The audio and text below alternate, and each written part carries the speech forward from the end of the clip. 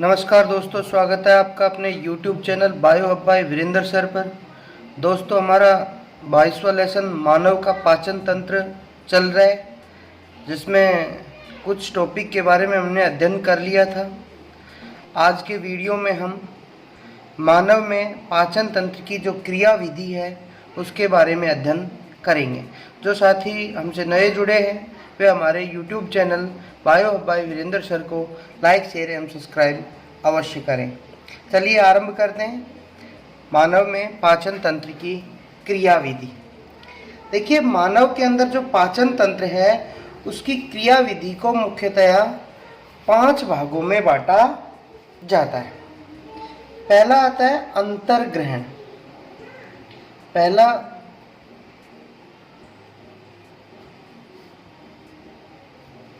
अंतर्ग्रहण point है हमारा अंतर्ग्रहण।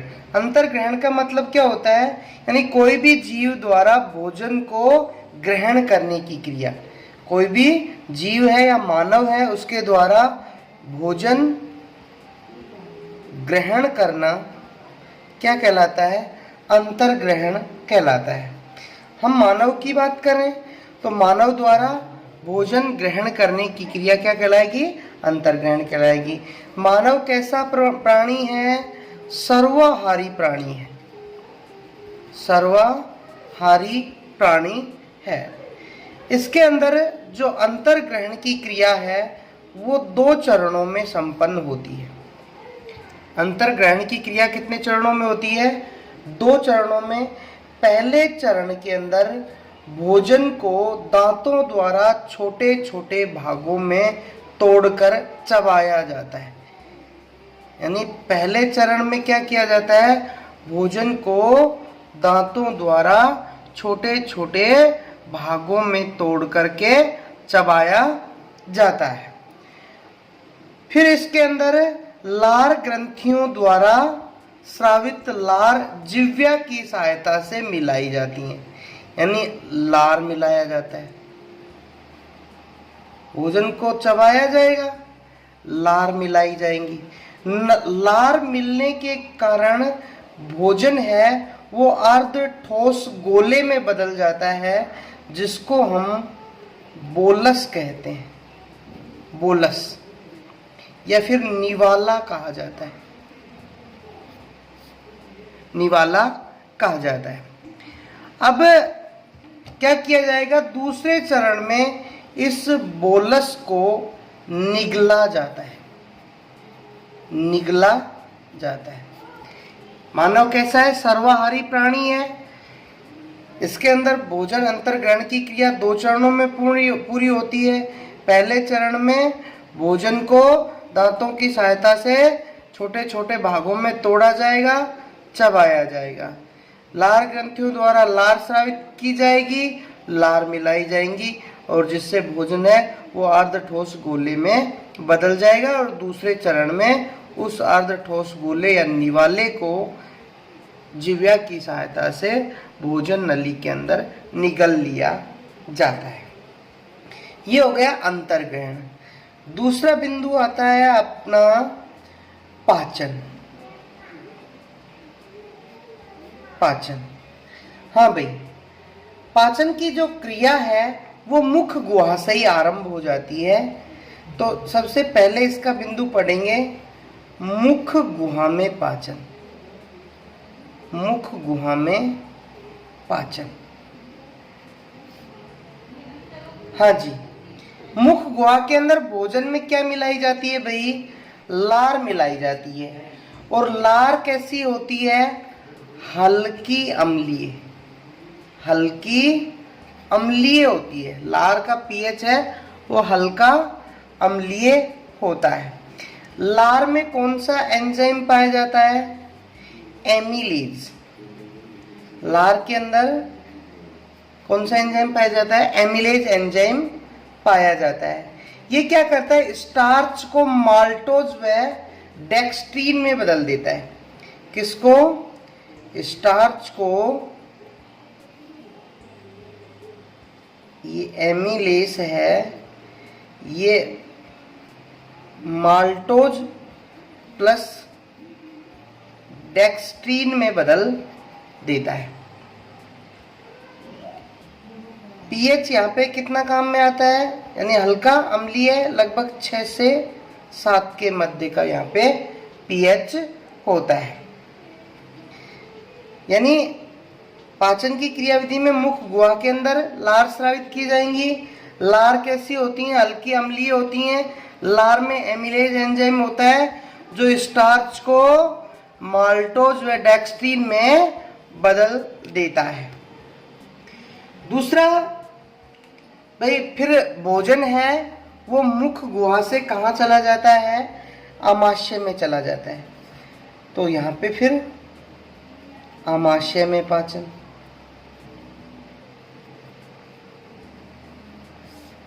हाँ जी, देखिए आमाशय में भोजन पहुंचने के बाद उसे क्रमानुकुंचन तरंगों द्वारा, आमाशय वो ऐसे इस प्रकार से क्रमानुकुंचित तो होता है, अर्थात सिकुड़ता और फैलता है, और इन क्रमानुकुंचन तरंगों के द्वारा भोजन को मथा जाएगा और जिसके अंदर क्या मिलाया जाएगा, जठरीय रस मिलाया जाता है। यानी जठर रस स्रावित करता है आमाशय, आमाशय जठर रस स्रावित करेगा और भोजन के अंदर जठरीय रस मिला दिया जाता है। आमाशय के अंदर भोजन है वो लगभग 3 से 4 घंटे रुकता है। 3 से 4 घंटे भोजन है वो आमाशय के अंदर रुकता है। जठर रस में क्या क्या होते हैं भाई, जठर रस में HCl होता है, श्लेष्मा होता है,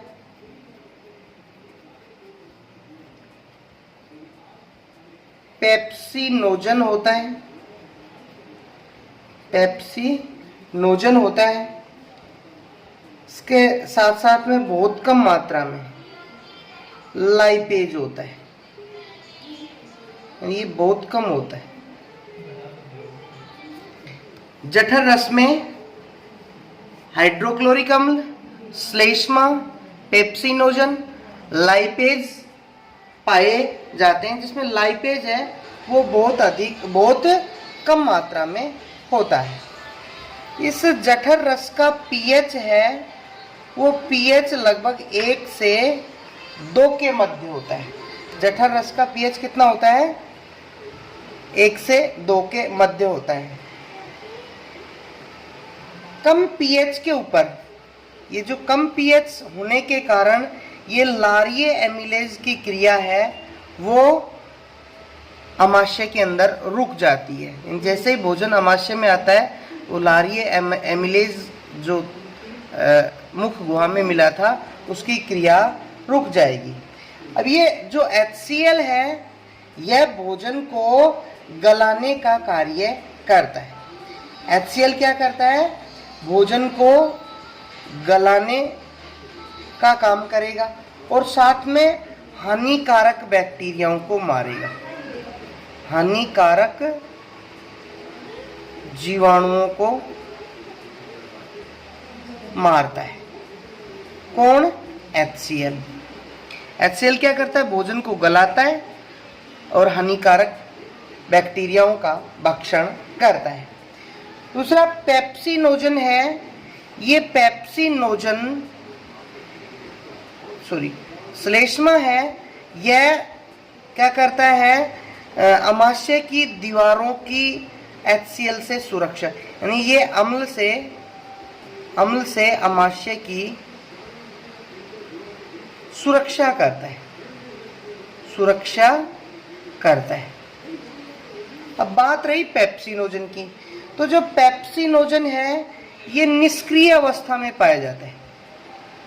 पेप्सिनोजन किस अवस्था में पाया जाता है, निष्क्रिय अवस्था में पाया जाता है, जिसे HCl है वो सक्रिय पेप्सिन में बदल देता है।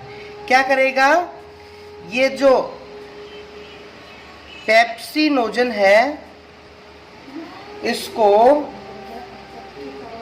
HCl है ये किस अवस्था में, निष्क्रिय अवस्था में, इसको HCl द्वारा सक्रिय पेप्सिन में बदल दिया जाता है। सक्रिय किस में बदल दिया जाता है, पेप्सिन में बदल दिया जाता है। और जो ये सक्रिय पेप्सिन है ये प्रोटीनों को प्रोटीएज, पेप्टोन और कुछ पॉलीसेकेराइडों में या पॉलीपेप्टाइडों में बदल देता है। इसे सक्रिय पेप्सिन है वो क्या करेगा, प्रोटीनों के पाचन का काम करता है। यानी पेप्सिन क्या करेगा, आप देखें तो ये प्रोटीन का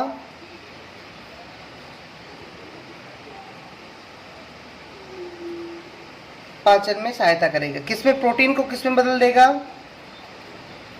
प्रोटीओज प्लस पेप्टोन प्लस पॉलीपेप्टाइड में बदल देता है। आमाशय में प्रोटीनों के पाचन हेतु मुख्य एंजाइम क्या है, पेप्सिन है। यानी आमाशय के अंदर प्रोटीनों के पाचन के लिए मुख्य एंजाइम क्या होता है, पेप्सिन होता है। जठरीय रस में लाइपेज एंजाइम है। अभी ये लाइपेज जो एंजाइम बच गया, ये लाइपेज एंजाइम वसा के पाचन के लिए कमजोर एंजाइम होता है जो बहुत कम वसा का पाचन कर पाता है, बहुत कम मात्रा में वसा का पाचन कर पाता है। यानी ये वसा को वसीय अम्लों और ग्लिसरॉल में बदल देता है। कैसे, जैसे ये दुग्ध वसा है, इसको ये लाइपेज है, इसको हम जठरीय लाइपेज बोलेंगे, जठरीय लाइपेज है। ये क्या करेगा, वसीय अम्ल प्लस ग्लिसरॉल में बदल देता है, ग्लिसरॉल में बदल देता है। जठरीय रस में क्या क्या थे, HCl भोजन को गलाने, हानिकारक जीवाणुओं से भक्षण का काम, श्लेष्मय अम्ल से आमाशय की सुरक्षा करने का काम, पेप्सिनोजन जो निष्क्रिय अवस्था में होता है और HCl से सक्रिय पेप्सिन में बदलता है, ये प्रोटीनों के पाचन में काम आता है। ये प्रोटीनों को प्रोटीएज, पेप्टोन और पॉलीपेप्टाइड में बदल देगा। और जठरीय लाइपेज है, ये दुग्ध वसा को वसीय अम्ल और ग्लिसरॉल में बदल देता है। नेक्स्ट है छोटी आंत में पाचन। छोटी आंत में पाचन, तीसरा बिंदु। दो बिंदु हो गए हमारे, एक तो मुख गुहा में पाचन, दूसरा आमाशय में पाचन। तीसरा आरंभ करते हैं हम।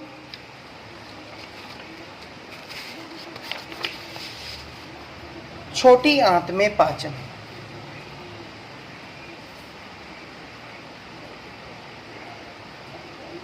छोटी आंत में पाचन, हाँ जी, ये आंशिक रूप से जो पचित प्रोटीन है वो कहाँ पे आ जाए, प्रोटीन या कार्बोहाइड्रेट का जो भोजन था वो आंशिक रूप से जो आमाशय के अंदर पच गया था वो कहाँ पे आ जाता है, अब थोड़ा थोड़ा करके ग्रहणी में आता है।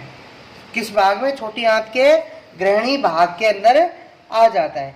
यहाँ पाई जाने वाली जो ब्रूनर ग्रंथियां होती हैं, कौन सी ग्रंथियां, ब्रूनर ग्लैंड्स, ब्रूनर ग्लैंड्स होती हैं, ये क्षारीय तरल व श्लेष्मा स्रावित करती हैं।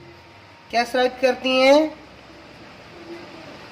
क्षारीय तरल और श्लेष्मा स्रावित करती हैं।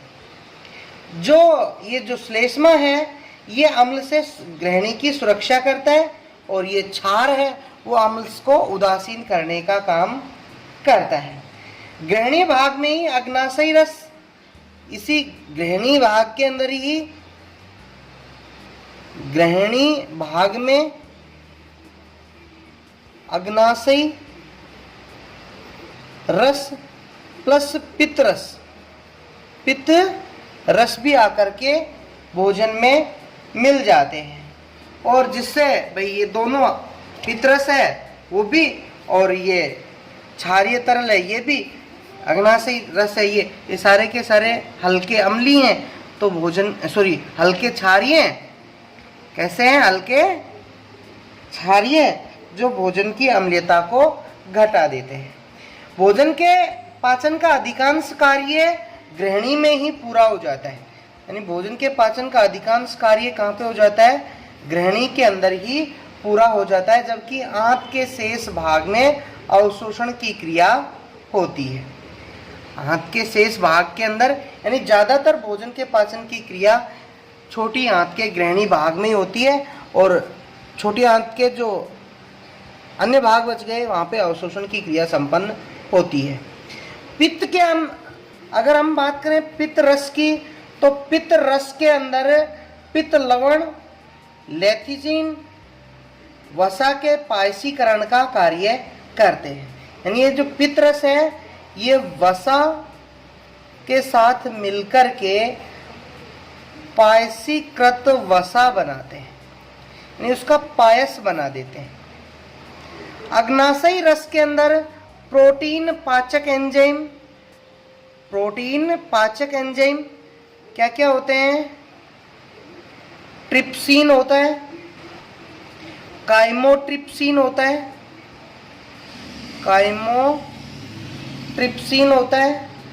कार्बोक्सी पेप्टिडेज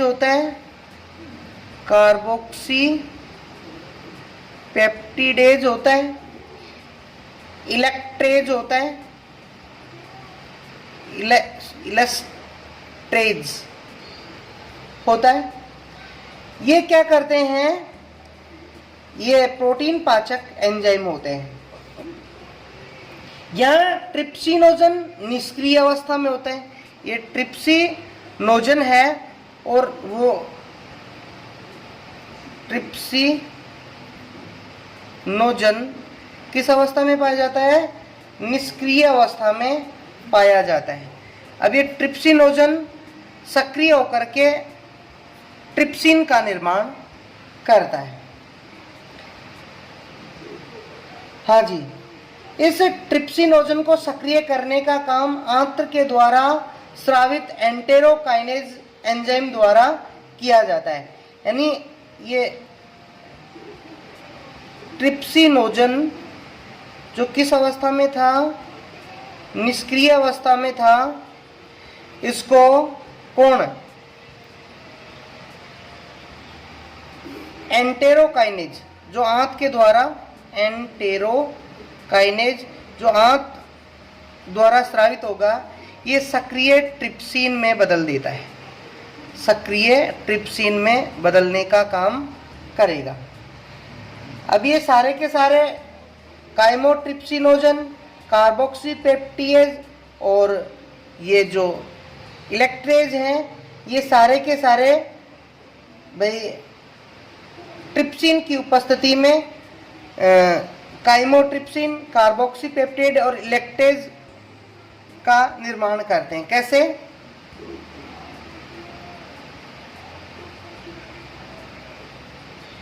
काइमोट्रिप्सिन सक्रिय अवस्था में आ जाते हैं।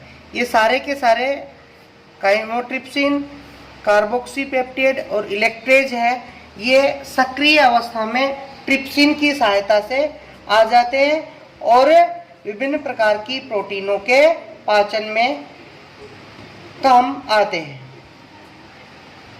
ये जो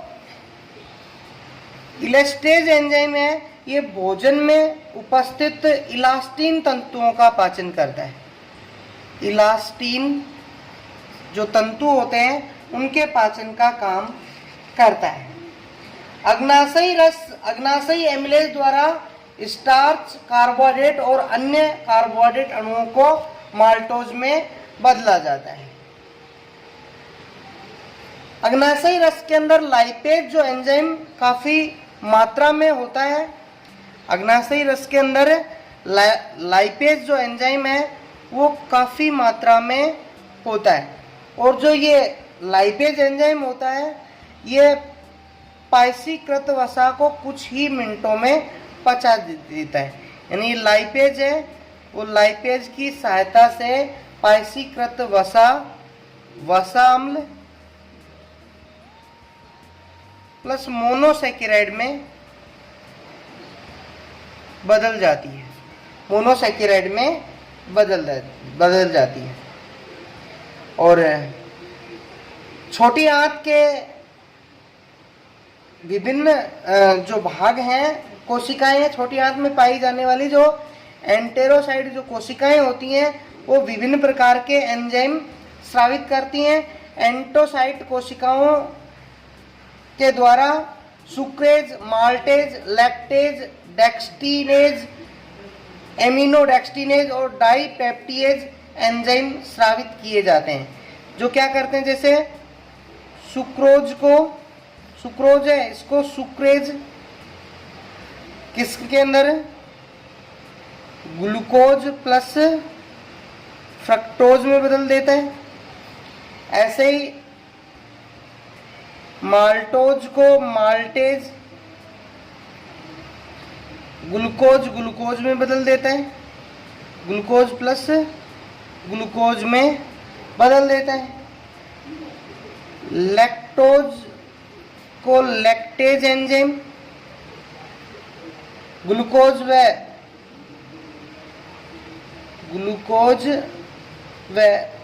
ग्लैक्टोज में बदल देता है। डेक्सट्रीन है, उसको डेक्सटीनेज है, वो ग्लूकोज के अंदर बदल देता है। और पॉलीपेप्टाइड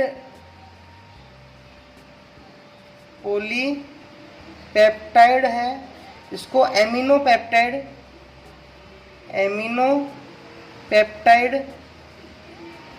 ये डाईपेप्टाइड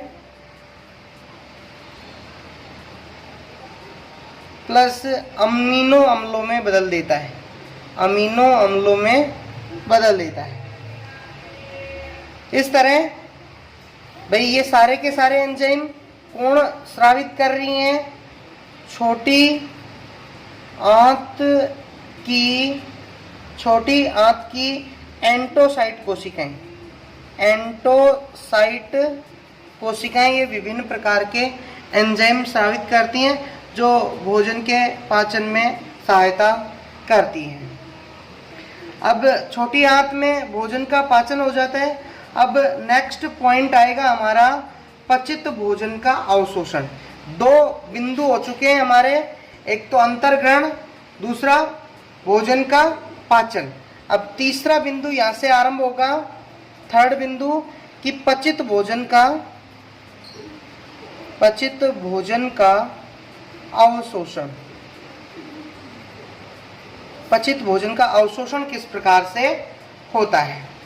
हाँ जी, पचित भोजन का अवशोषण आंत्र की उपकला कोशिकाओं में पाए जाने वाले पचित भोजन का अवशोषण है, वो कौन करेंगे? अवशोषण आंत की कौन सी कोशिकाएं? उपकला कोशिकाएं।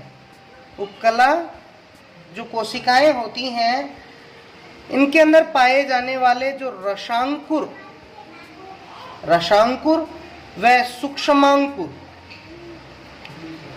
सूक्ष्मांकुर पचित भोजन का अवशोषण करने का काम करते हैं। ये एक तरीके से अंगुली नुमा उपहार टाइप में पाए जाते हैं। जैसे ये हमारी आहारनाल है, तो इसके ऊपर इस तरह से ये सूक्ष्मांकुर और रसांकुर पाए जाते हैं, जो भोजन में उपस्थित आवश्यक पोषक पदार्थों का अवशोषण करने का काम करते हैं। अधिकांश पोषक पदार्थों का अवशोषण छोटी आंत में ही हो जाता है। छोटी आंत के कौन से भाग में? क्षुद्रांत्र भाग में अधिकांश पचित भोजन का अवशोषण हो जाता है। जल एवं विटामिन के का अवशोषण है वो बड़ी आंत में होता है। जल प्लस विटामिन के का अवशोषण वृहदांत्र में होता है। हाँ जी, आंत्र की आंतरिक सतह पे क्या पाए जाते हैं? लाखों की संख्या में। आंत्र की आंतरिक सतह पे लाखों की संख्या में रसांकुर और सूक्ष्मांकुर पाए जाते हैं। इन रसांकुरों में लसिका व रुधिर कोशिकाएं होती हैं, जिनके अंदर अवशोषित भोजन को मिला दिया जाता है। अवशोषण क्रिया सक्रिय अभिगमन एवं विसरण द्वारा होती है। अवशोषण कौन सी विधि से होता है? सक्रिय अभिगमन प्लस विसरण क्रिया के द्वारा पचित भोजन का आंत्र से अवशोषण किया जाता है। वसा का अवशोषण, वसीय अम्ल, वसा का जो अवशोषण है, यहां पे अगर हम बात करें सक्रिय अभिगमन के द्वारा तो अमीनो अम्ल और ग्लूकोज का अवशोषण, अमीनो अम्ल प्लस ग्लूकोज है वो सक्रिय अभिगमन द्वारा अवशोषित की जाती है, जबकि ये वसा का अवशोषण है वो वसीय अम्ल, वसा का जो अवशोषण है वो वसीय अम्लों, मोनोग्लिसराइड और कोलेस्ट्रॉल के रूप में विसरण क्रिया के द्वारा होता है। ध्यान रखना, सक्रिय अभिगमन द्वारा अमीनो अम्ल और ग्लूकोज का अवशोषण होगा और विसरण क्रिया द्वारा वसा का अवशोषण होता है। हाँ जी, नेक्स्ट भाई पचित भोजन का स्वांगीकरण, चौथा पॉइंट है अपना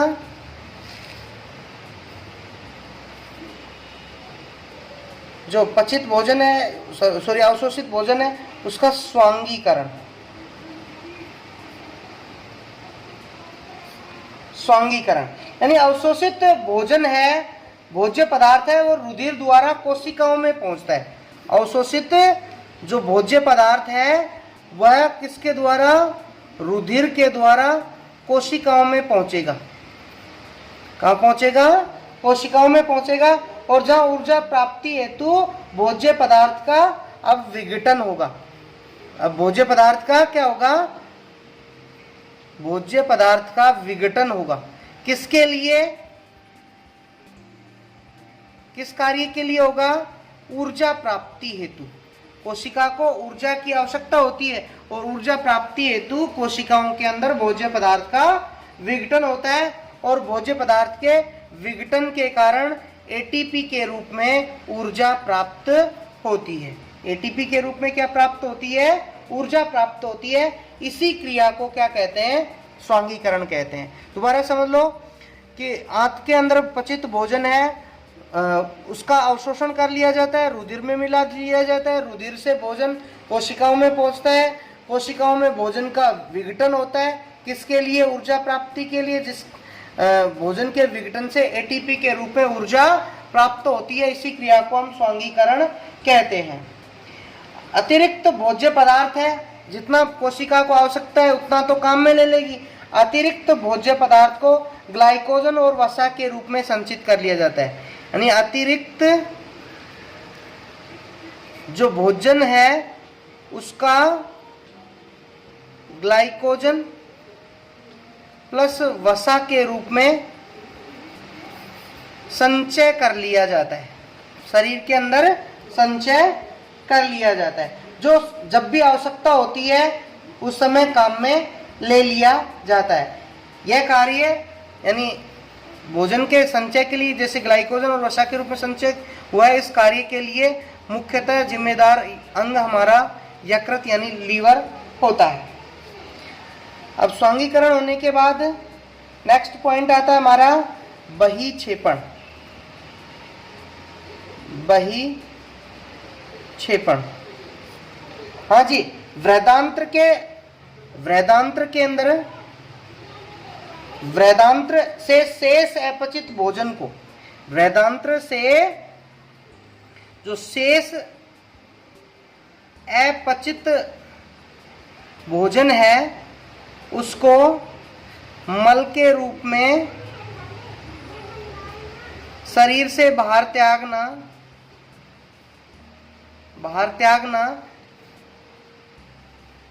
क्या कहलाता है, बहिक्षेपण कहलाता है। यानी जल के अवशोषण के बाद वृहदांत्र में अनेक जो सहजीवी जीवाणु होते हैं वो भोजन से सेल्यूलोज का विघटन करते हैं। विघटन के बाद में शेष जो अपचित भोजन है उसको मलाशय के अंदर एकत्रित कर दिया जाएगा। ये मलाशय के अंदर आ जाएगा और जिसे 24 घंटे में 1 या 2 बार शरीर से बाहर त्याग दिया जाता है। किसके? मल के रूप में उत्सर्जित या विसर्जित कर दिया जाता है। मल विसर्जन के समय अगर हम बात करें, मल विसर्जन के समय मलाशय की भित्ति पर एक दबाव पड़ता है जिससे अवरोधिनी है वो अवरोधिनी खुल जाती है। अवरोधिनी क्या हो जाती है? खुल जाती है एवं गुदा द्वार के माध्यम से मल को शरीर से बाहर निकाल दिया जाता है। यह क्रिया है वो तंत्रिका तंत्र के द्वारा, ये मल विसर्जन की क्रिया है वो तंत्रिका तंत्र के द्वारा नियंत्रित होती है। आज के वीडियो में इतना ही। आगे के टॉपिक हेतु हमारा नेक्स्ट वीडियो देखें। धन्यवाद।